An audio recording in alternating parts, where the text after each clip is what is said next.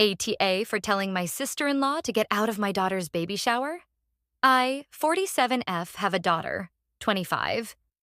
She is currently 26 weeks pregnant with her second child, a girl. Her first child, Philip, was stillborn 2 years ago at 38 weeks. A little boy. When she lost him, she asked us to take apart the nursery before she got home and get rid of the baby equipment. She saved his baby book, his ultrasound photos, and the outfit she planned to bring him home in, along with a lock of his hair in a memory box. She'd had a baby shower for Philip when she was pregnant, but her grief around his death was so strong that she couldn't handle having the nursery and baby things. We offered to return the baby shower gifts to the givers, most kindly refused and asked us to donate the items, except my husband's sister, Rachel, 43. She made a huge deal out of my daughter being hysterical and constantly, loudly talked about how ridiculous it was to take apart the nursery. We kept her away from my daughter and only allowed her to return to family functions when she promised to stop bringing it up. We recently held a baby shower for my daughter's new baby girl. Rachel, along with the rest of my husband's female relatives, was invited.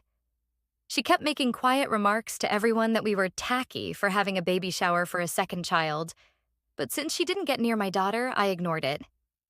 When my daughter began opening gifts, it hit the fan. She loudly said, "If you hadn't torn Philip's nursery apart and gotten rid of everything, you wouldn't be here begging for presents for this baby." My daughter froze and just stared off into space. Tears started running down her face. I just said, "Rachel, please leave." She refused and started arguing with me. I took her present out of the pile, walked to the door, and threw it out. I yelled, "Get out now!" And my husband came into the room and asked what happened. His mom told him, and he physically picked up his sister and put her down outside the door. Now the family is divided over whether I should have yelled at her to get out and thrown her present. AITA? Update. We are having a family meeting, without Rachel, while my daughters and their partners are away at Hot Springs this weekend. We'll update again after the meeting. Update 2. The meeting went well.